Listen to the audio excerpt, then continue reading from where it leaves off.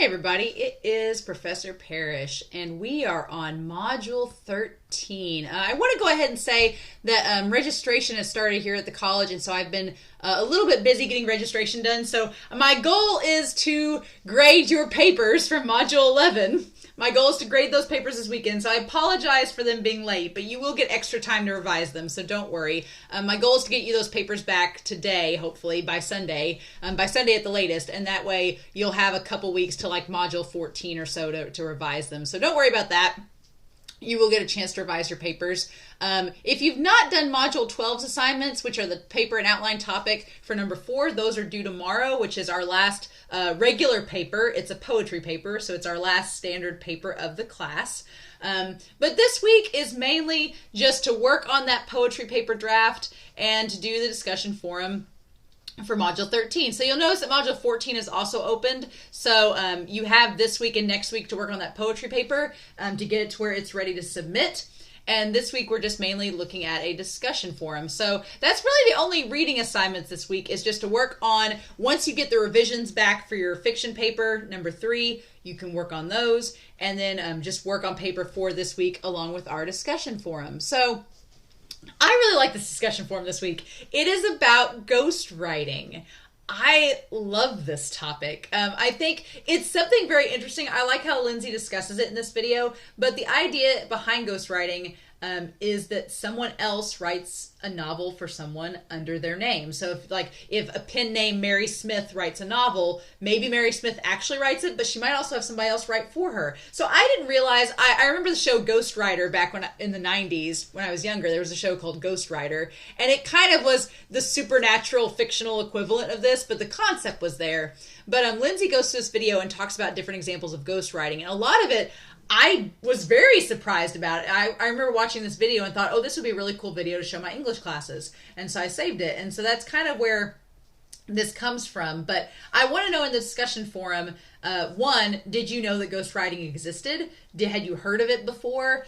What are your thoughts about this process? I'm pretty divided about it. There's parts of it that I'm like, I think that's cool. And there's other parts that you want to give credit to writers and their work. So I'm a little bit divided on it. So I'm very curious to know your thoughts. I may be responding to your post this week, depending on what y'all say, because I have distinct thoughts about it, but I don't want to spoil it because I feel like if I talk about those here, it'll spoil the video. So I may get on the discussion forum this week. I always read your responses. I read all of your posts, even if I don't respond, but I may respond to a few this week, depending on what you guys say.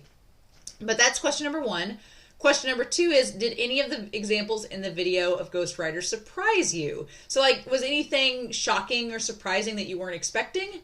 That would be the next question. And then, would you be a ghostwriter for an author? Why or why not? So would you actually do this? If someone came up to you and offered you the chance to be a ghostwriter, would you actually do it? So I don't know. I think if someone paid me, I'd probably say yes. But there, it would depend on what it is, right? It would depend on what it is and the topic. So I'm curious to know your answers to this discussion forum.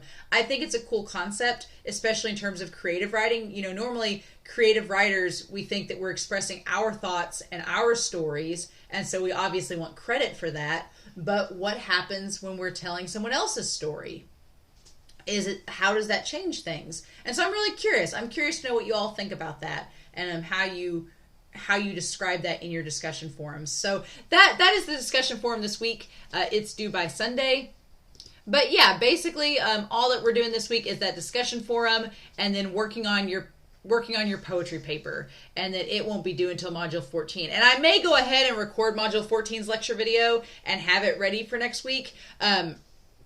And talk about the final project. I guess I'll go ahead and talk about the final project now, to give you guys an extra week to think about it as well. So let's go up here to these guidelines and talk about the final project. It's in Module 1. So the guidelines for this final project, just to be thinking about it, it is a multi-layered assignment. So this assignment, you're basically summarizing your experience in this course and the knowledge that you've attained through creative writing, through the writing that you've done. So it should have the following parts to it. It should have a section. It's going to be a long essay, but it's going to have distinct sections, and you can organize these sections however you want to. But you should have a section, whether it's a paragraph or two, that describe what is required to create a quality short story. How would you create a quality short story? In your opinion, if I said, what makes a good short story, how would you answer that question?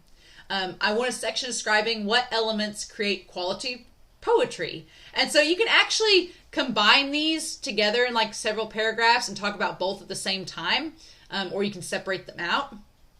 I want a section where you illustrate a sample of a quality short story and a sample of quality poetry, meaning that you give me like a selection, like a paragraph or two of your own creative writing that illustrates why it's good. And then you also have, so we're going to talk about the length of these, but you're also going to have a section where you talk about your own poetry and give me an example of a good poem. So you're basically going to do like what you've been doing in your papers. You're going to analyze what makes a good short story and a good poem, and then you're going to give me some examples of it that you create yourself, right?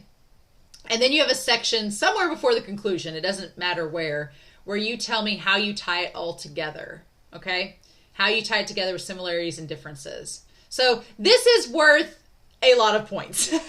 So what you have to do is make sure that, one, the font size, it's 12-point double-spaced font. You have an introduction and conclusion. That's important. Any sources that you reference, even your textbooks, you need to cite them in MLA format, have a works cited page, and your in-text citations. But your short story sample should be about a page in length. It can be more, but it should be about a page long, double-spaced, where you give me an example of a good short story. Like, what makes a good short story? You give me like a sample of it. You can include dialogue, you can include just description, whatever you want. Just like a little brief, one-page, like abstract preview of a short story to tell me that this is a good example. And then your poem needs to be 2 to 3 stanzas, and that's your example of a good poem. You can do haiku, you can do parts of a sonnet, you can do a little brief poem, but you are creating something new. I don't want you to reuse the poems or fiction that you've already done. This should be something new. You can extend a previous poem or a previous short story to have your example here, but it needs to be something you created yourself.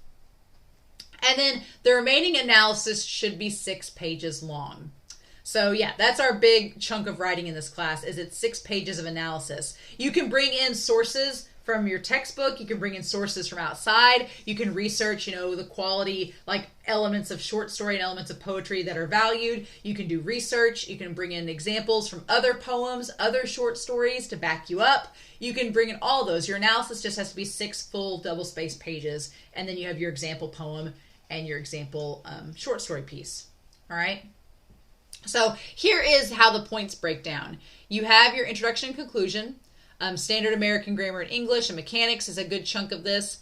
The formatting and page length, including MLA, that has to be met, so 50 points for that. Your research and analysis is 40 points, and then the creative effort in the 2 samples, both the short story and the poem, is worth 50 points. So it's pretty much spread out evenly throughout this, but it is worth 200 points.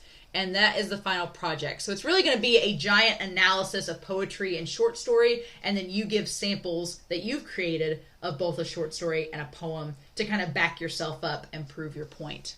All right, so I'll go back over this again as well in next week's module. I'll touch base on this again and just kind of review it again. So hopefully if you have any questions, that will be addressed. But that's pretty much all for this week, is just the discussion forum.